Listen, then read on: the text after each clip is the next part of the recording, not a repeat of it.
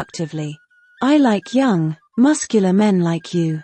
The moment you stepped into the compound from the taxi, I knew I would love to keep beautiful secrets with you, if you'll let us." Cooley swallowed hard, but his mouth was dry. He just stood there, staring back at the very beautiful woman who had just introduced herself as his boss's 12th wife, making advances toward him. It was on a rainy evening when Cooley set foot in the neighborhood. The rain was pouring heavily from the sky while he struggled to pay the taxi driver who had brought him to his address. As he walked into the compound, a bright smile was planted on his face, not minding the rain falling from the sky or the stares from the neighbors. His eyes immediately landed on the only big modern house, which he instantly guessed belonged to his landlord and boss. He felt extremely grateful to his boss, Mr. Sama, who was not just a business-minded old man but also had a caring and considerate heart. He had not only offered Cooley a job at the warehouse but had also provided him with a place to stay, just an 8-minute walk from work. Cooley had been worried he wouldn't find a place to live close to the warehouse, especially considering the good pay he was offered. However, Mr. Sama's words had shocked him to his core, filling him with a sense of gratitude and loyalty. "I like you, Cooley," the landlord had said, staring deep into his eyes with his red eyes and white eyebrows. "I have just one space left in my compound, and I wish to give it only to a trustworthy person because it has entrances into my home. But I have decided to give it to you." Cooley immediately bowed his head in acknowledgement, but the landlord continued, "Any form of misconduct, such as stealing, will not be tolerated, for I will be forced to inform the police." He said this with a dangerous gaze plastered on his face. But Cooley, in return, nodded, promising to be on his best behavior, if not for anything else, then for the landlord's kind heart. But little did he know what he was getting himself into. As he approached the modern house before him, he saw 5 women seated, watching him. He introduced himself, and the oldest among them stood up with a smile on her lips. "I am Mary, Mr. Sama's wife. I will show you to your apartment," she said, leading the way with Cooley following behind her. The other women smiled at him but did not say a word. Mary walked him to his room, holding the keys in her hand, as she explained everything he needed to know about the neighborhood and the apartment where he would be staying. Cooley nodded his head firmly in understanding at everything she said. Mary soon left, allowing him to change out of his wet clothes. He quickly took off his shirt and pants, arranging his things in the cupboard and on the table. He went into the bathroom to wash himself when the door suddenly opened, revealing him naked. He quickly grabbed his towel and covered himself, wondering who it was. As he looked up, his eyes met a pair of white, innocent eyes staring back at him with admiration. She quickly shifted her gaze from his body, apologizing as she placed a plate of food and a cup of tea on the table, swaying her hips seductively in his view. "I came to bring you food and some tea. I know you just arrived today, so I'm sure you're tired. Besides, you don't know the neighborhood yet to buy food," she said. Cooley swallowed hard, his full attention on the young woman's back. She was beautiful, slim, and well-curved, with all the right proportions. He could feel his manhood rising beneath his towel with every word that left her mouth. She casually took a seat opposite him, crossing her legs and exposing her inner thighs. "What did you bring for me?" she asked seductively, almost making Cooley lose his balance. "Ah," he said, his eyes wide, sweat forming on his forehead. "Sorry, I didn't hear you the first time. Could you say that again?" The young lady, her gaze fixed on his towel, said gently, "I was asking what you brought for me. I just brought you food and tea in this heavy rain, so I guess you kept something for me." But Cooley was speechless as he looked back at her. What confidence toward a stranger, he thought to himself, still struggling to hold his towel around his waist and suppress his growing arousal. He tried to distract his gaze from her thighs to the plate of food on the table, but she was all over him. She immediately walked over to the table, smiling. You haven't answered my question, Mr. Handsome, she said, understanding that he was trying to avoid her, possibly because of his arousal, which was already evident. My name is Cooley, he said casually, still trying to maintain his composure. I am not Mr. Handsome. Wow, listen to you, she replied. I saw you from the window of my room and thought you were mute, but thank God. Cooley watched her beautifully painted fingers move, a hidden smile in his heart. As for your question, I didn't expect to meet anyone like you today, but thank you for the food.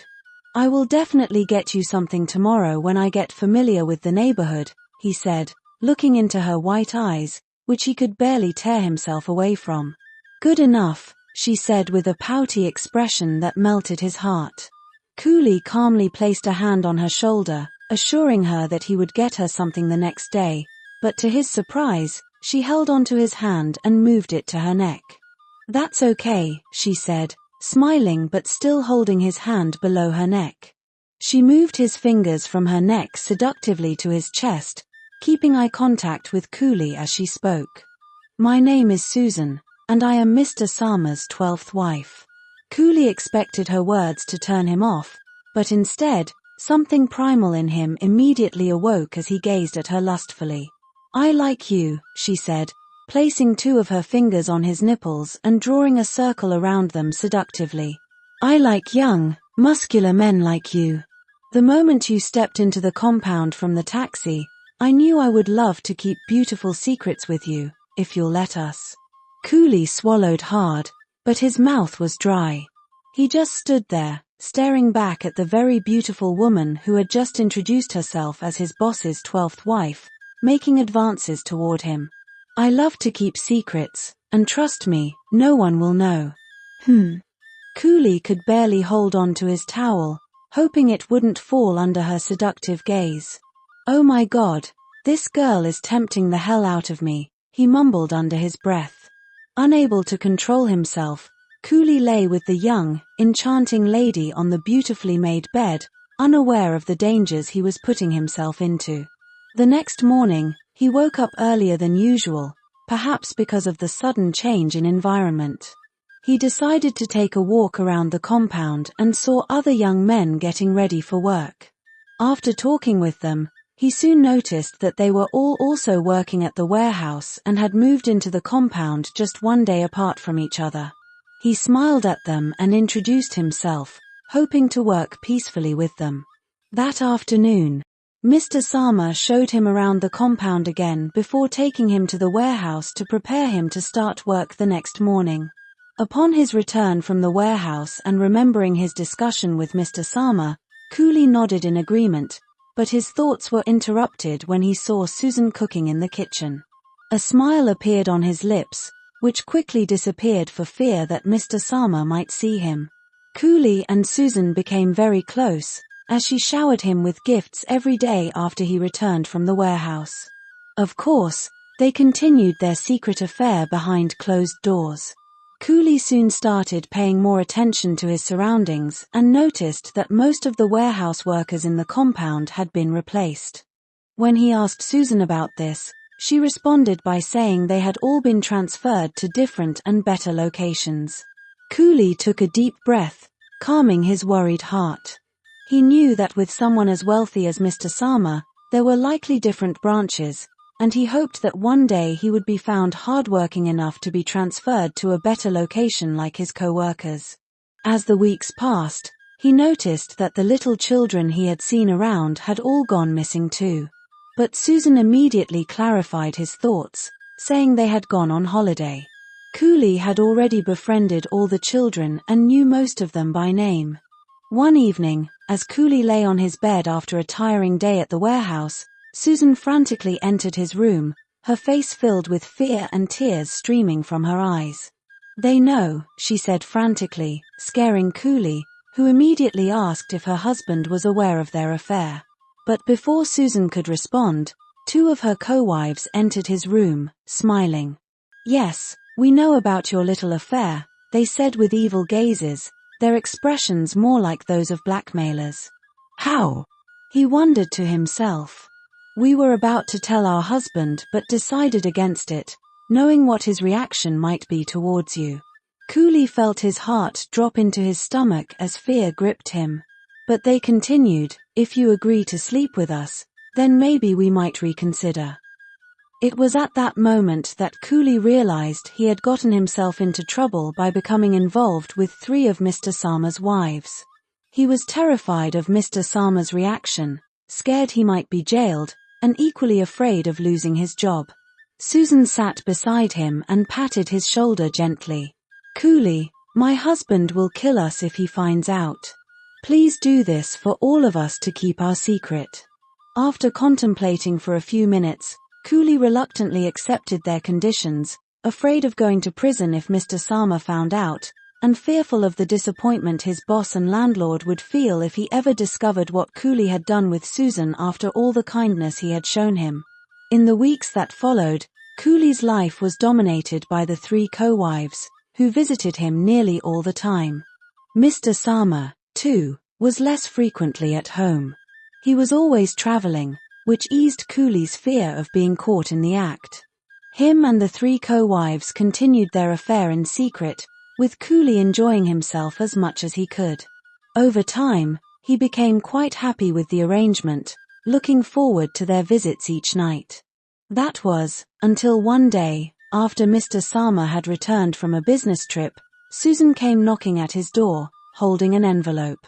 "Cooley," she said in a low voice, tears in her eyes, "I'm pregnant." In fear, he took the envelope from Susan's hand and read the results, confusion clouding his mind. "My husband can't find out about this pregnancy. I'll have to make him believe the baby is his, and for that to happen, you will have to leave immediately, or else my co-wives might soon find out and tell him. He will put you and me in jail." Cooley was sweating from head to toe. He has connections with all the police officers in this area and others, and he will make you suffer for the rest of your life. Cooley didn't know what to say as he listened to Susan, who already seemed to have an entire plan drafted out. "I know you're worried about your job," she said pitifully, "but I'm thinking about your future and the future of our child." He nodded. "I'll get you some money to start over again. But you will have to travel far away from this place." With that, Susan left his apartment and returned a few minutes later with a bag of money, giving it to him to run away. That night, Cooley packed his belongings and left, regretting that everything had come to an end. But, in all, he was happy Susan had given him money to start over and that she was going to raise their child, ensuring the child would have a good life. He had no idea if the other co-wives were pregnant. His main concern was how to invest the money he had received so he could become rich. 4 years had soon passed since Cooley left Mr. Sama's house. He had established himself as a successful businessman and had made a lot of money. He decided to visit his old neighborhood with the pretense of wanting to greet everyone and see how things were going. But deep down, he knew he was really going there to see Susan and find out how their baby was doing. Waking up that morning, he smiled to himself, imagining her reaction when she realized he had made it in life and become successful. As for the other 2 co-wives, he had no thoughts about them. Although he enjoyed their company during those nights they visited his room, his eyes had always been focused on Susan. She was the first woman he met at Mr. Sama's house, and they had more history together. After dressing up in his best suit, he got into his car and drove to the past, ready to face what he couldn't stand years ago. His mind was filled with excitement, a smile plastered on his face at the thought of his child. Sometimes he imagined it would be a boy, and at other times he thought it might be a girl. In all these thoughts, he nodded to himself in happiness. He knew he wasn't going to bring his child home with him, but he was happy knowing where the child was living and that he could always go there to see him. Upon arriving at Mr. Sama's house, he parked and took in the sights of the compound, memories of the past flooding into his mind. He smiled fondly, remembering the heavy rain that had drenched him and his luggage the evening he arrived. The neighborhood had been upgraded, with new, beautiful houses built around it. Mr. Sama's house, which used to be the best and the biggest, now looked old and worn out. The neighbors outside watched him from the moment he parked his car to the moment he approached, talking to one another in low and sharp voices. This time, he was shocked to see female neighbors compared to the last time he had lived there. It now occurred to him that Mr. Sama never had any female tenants living in his house, and all the men living as his tenants were single, with no wives. He smiled, nodding at the new change. He went straight to his boss's house, Mr. Sama's, and knocked on the door, but no one responded. The veranda looked dirty, like no one had walked on it for a long time. He walked over to the tenants, asking if anyone knew where the family had gone, but their response shocked the living daylights out of him. The three women folded their arms across their chests, looking at him suspiciously as they asked, "You once stayed here as their tenant?" Cooley immediately responded with a yes, explaining that he used to work in Mr. Sama's warehouse and that he got shelter in one of his apartments. The three women all exclaimed, "Ah, what a pity." One of them then continued, "Mr. Sama, who used to be your boss and landlord, was arrested 2 years ago along with his wives after the police discovered their dirty business." Cooley exclaimed in shock, "Dirty business?" "Yes, dirty business," the second woman said. "Everyone in the neighborhood now knows about him. He was involved in child trafficking, and the police discovered the women he claimed were his wives were actually his business associates. They were paid handsomely for each child they bore. And of course, the police later discovered that all the women he called his wives were actually sleeping with the male tenants to conceive. He had trafficked many innocent children from birth. Some were only months old when they were sold, and others were sold for their organs to be harvested." Cooley immediately placed both hands on his head, unable to accept the words coming from the women's mouths. As they spoke, everything became clearer to him. The reason why Mr. Sama allowed only male tenants and why the children kept disappearing. He was selling them off and using the men for their sperm. Susan and her co-wives were all working for him. Cooley listened to the women attentively, hoping to find out where he could see his child. "So Mr. Sama has been jailed, and we now live here for free. The government gave us 2 rooms. Regret clouded Cooley's heart as he immediately collected the police station address to find out more about the case, whether it had already been judged, and also to inquire about the prison. The chances were slim, but his conscience could not let him relax, knowing there was a possibility he had 3 children out there whose lives were in danger because of his lustful desires. Tears unintentionally fell from his eyes without him realizing it. Upon arrival at the police station, he explained the whole situation and was told there was nothing he could do. The police officer went on to tell Cooley that the case had already been judged by the court, and Mr. Sama and his business wives were serving life in prison. He was told Mr. Sama had homes in other parts of the city with women also living there as his wives, and together they had sold over 1,000 children before the police became aware. Cooley fell to the ground, his suit all bent, a look of frustration on his face, which immediately made the police understand that he was also one of the victims. The police went on to inform him there was nothing they could do, as those children had all been sold, and there was no evidence to trace them. The buyers were from different countries, and most of the children would be dead by now. Cooley cried bitterly on his way back home in his car, regretting why he had to sleep with another man's wife in the first place. He realized Mr. Sama was a hypocrite for making him believe he was helping him with shelter when he was actually using him to impregnate his wives, who were now identified as his business partners. Getting home, he lay down on his bed, unable to bear the guilt of having brought innocent children into the world to suffer and die. Tears fell down his face as he imagined the hardships his children might have been exposed to. He gazed up at the moon from his bed, hoping against all odds that they were alive and living somewhere. Deep down, he knew the pain, regret, and guilt were things he would forever live with. The moral lesson of this story is that we should learn to control our lustful desires for things that don't belong to us. We should always think about the moral questions attached to our actions and the consequences they might have in the future. Cooley's decision to have secret affairs with his boss's 3 wives, driven by his lust and lack of foresight, led him to regret and guilt. The consequences of his actions didn't end with him but also extended to the innocent children he brought into the world, who were now suffering for something they knew nothing about. The story also outlines the importance of being mindful of our actions and decisions, especially regarding the people around us, and to remember the consequences of our unethical behavior driven by lust. And this brings us to the end of our story. Thank you for watching. If you enjoyed it so far, please consider subscribing to our channel and leaving us your thoughts. It will serve as an encouragement to us. See you in our next story.